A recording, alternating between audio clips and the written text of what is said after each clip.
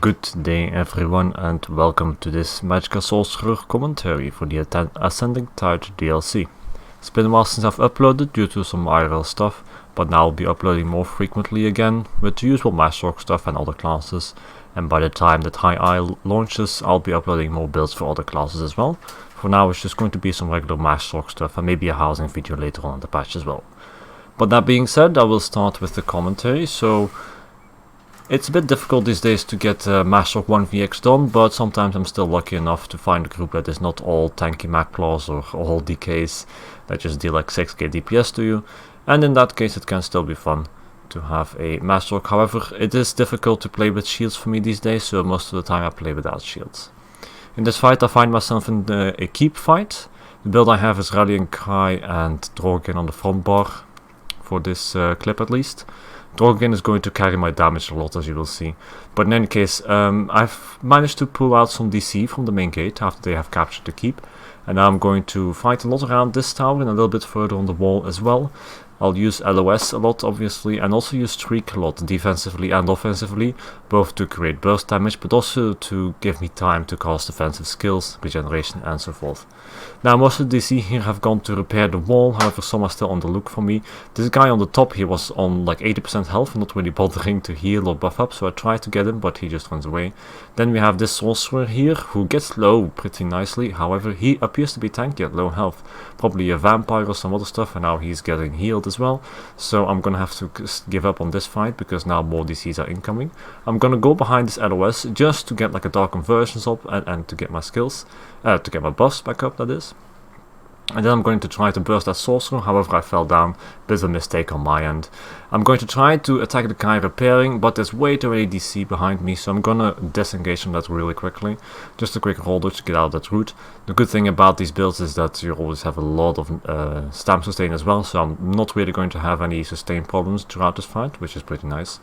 I'm using this bridge here to just stay in LOS of many people while trying to pick somebody off. I intend to streak through everybody there, but it failed. Maybe it lagged, maybe I was on the wrong bar, but I had to cast the rest ult to compensate for that. This rest ult makes me a bit immortal, so I can go for the stamina warden, trying to kill him. However, I didn't manage. It's close, but too many DC came in and then I have to disengage again. You will notice that every time I try to go on the offensive, it will only be for a very short time before I disengage and get my buffs, get my heals, and get dark conversion back up. The same here, this one, I think it's a Nightblade. I tried to focus him. I managed to kill him despite a lot of people running after me as well, and then I interrupt the rest as well. You can see how much damage that dealt to this guy, so I'm going to try and pressure him a little bit more, but the same thing as with the stand didn't happen. There's too many DC around all of a sudden, so I'm going to use LOS, get a dark conversion and all that kind of stuff. I tried to check if they were still there, however they've all run up on the tower, so I'm going to up on the tower and focus the Sorc again. This is a bit of a mistake because I already know that the sorcerer is pretty tanky, so I should have gone for squish your target. I took a lot of damage there too, so I just dropped down into some LOS. I go like around the wall and then back the way I came around the wall again, because this is going to set a lot of people off guard and it's going to give you a lot of LOS to do with dark conversion and stuff like that. I tried to pressure this DK, however he has a lot of health I think, so that's why it's a bit difficult. Here again I go around the wall and then I go back again. It puts a lot of people off balance, figuratively then, because I have to turn around the wall twice and they don't really expect that. Here the dark conversion pulls me in. That's a bit of a mistake on my end. It's you know, sometimes it can't not pull you in, maybe because I was CC immune. In any case, here two people are going to low because of the amount of damage I'm just randomly dealing to them. These are just two squishy targets. I'm lucky to have found these guys, and I'm able to quickly finish them off with a streak and some other things. This streak over here was unintentionally off the tower. I expected my character to turn around in the route and then face the right direction, but I guess it just didn't. I'm going to interrupt the guy rezzing really quickly, but he's pretty tanky. I'm going to LOS that Soul Assault just really quickly. You only have to LOS it for one tick. Same goes with like things like Toxic Barrage, and then you will cancel the entire channel and thus reduce a lot of damage taken on you. Here with these three guys I'm going to try and focus on the weakest guy, the one that doesn't have a buff up. However, the sorcerer casts a barrier and he also jumps down, so I can't really keep on focusing on that. Now these two guys are the tankiest of a bunch. We have the sorcerer and the DK with lots of health. Here's another mistake of mine. I tried to roll dodge the meteor, which is obviously not something you should do. You should just block it, but mistakes happen. This guy is pretty squishy as well, so I can quickly finish him off. Drogen adds so much damage on the crushing shock, which really helps with squishy targets as well, with all the status facts and the 3 damage components of crushing shock, all benefiting from the Drogen set. Now here I get pulled by dark conversions again, but it's not a problem because it's only 2 people. They may be tanky, but they do not deal much damage. The level 15 is obviously the squishiest of the bunch, so I'm going to quickly focus him, and now it's just these 2 guys left. They will deal some damage to me, but as I said before, they are mostly tanky. I can mostly just focus on trying to kill them, see who goes down first. Now, I know the Sorcerer is tankier from earlier. I tried to get him multiple times already, but the DK is a bunch less tanky, so I try to go for this guy. He's getting healed from up top, but I'm not really going to bother with that healer, or whatever it is up top, just yet, because I know there's little stone walls that he can hide behind as soon as I hit him. Maybe later on I will try to burst him down really quickly. Now there I get the DK. I'm going to try and finish up with the Sorcerer quickly afterwards, now that I have the momentum going. However, he casts another barrier and lots of shields, but he's still taking a lot of damage because my overload stack, you can see he's at 10% health again. And even though he's getting those little healing balls from up top, it's not doing much for him, so I'm going to decide to keep on focusing on that MagSorc. The draw again is going to add so much pressure as well, which is really nice to have. And at some point, because the Sorcerer is both blocking and casting shields, this guy is going to have to run out of resources, which he did right here. He did not have the stamina to break free, and I'm able to quickly finish him off. In the meantime, I think this is the same DK has come back.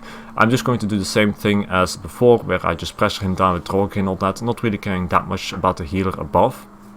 However, now I'm in a good position. You see the healer up top of the screen there to maybe try and quickly burst him down. So I'm just going to look at him and prepare a burst with overload, and then in like 3 skills, curse, fragments and crushing shock, I can finish him off. Luckily the guy up top was squishy, so it's a good thing that he did not run behind the walls very quickly, otherwise I would have been able to kill him.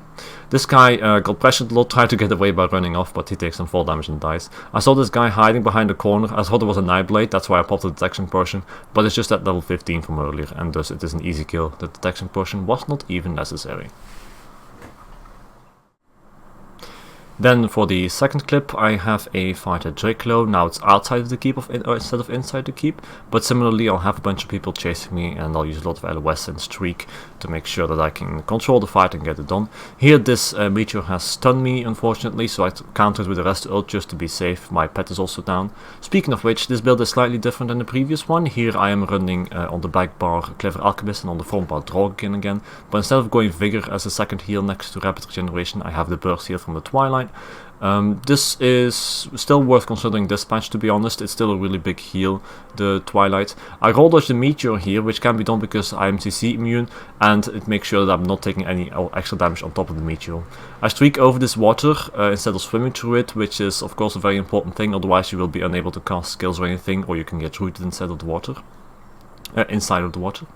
And now I have a couple of people in this little gap behind the trees and the walls, which is a really good position to hold my ground. I cast the rest ult so I can keep on surviving while I'm attacking that enemy. I managed to kill him while having lots of healing incoming, making sure that I can take that risk.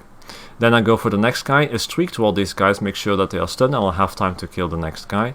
And then I just continue doing it like that. Somebody casts a Soul Assault and my pet is down, so I'm going to go and add a West cast really quickly. I had the movability potion up, so I can also be safe with channeled abilities. I will not get interrupted when that is up. Again, the same thing, a streak to everybody, including the guy I want to kill. That makes sure that everybody is like controlled and won't attack me, but also that I have a nice stun for the burst combo. I quickly finish off that last guy there as well. Luckily they're all pretty squishy here. As I said, I will not be able to do a fight if it's all tanky Templars or something. And then just a DK, who was the last one, I do a quick burst combo. Lots of Droge and procs as well, which is really nice to have. And there was one more guy, but he ran away. In any case, that's it for these 2 fights. They're just 2 quick fights. Pretty rare to encounter these days, I'm gonna be honest with you. I don't know if I'll be able to do more videos like this for this match. We shall see how it goes. I'll be streaming more often as well. But if it doesn't work out on MagSorc, I will just try and do this on other classes. Same counts for next patch. But we will see how it goes then. It's a bit early to say how next patch will be. In any case, I hope this commentary was nice to listen to. I hope you had fun watching the video. And I'll see you guys next time. Have a good one. Bye.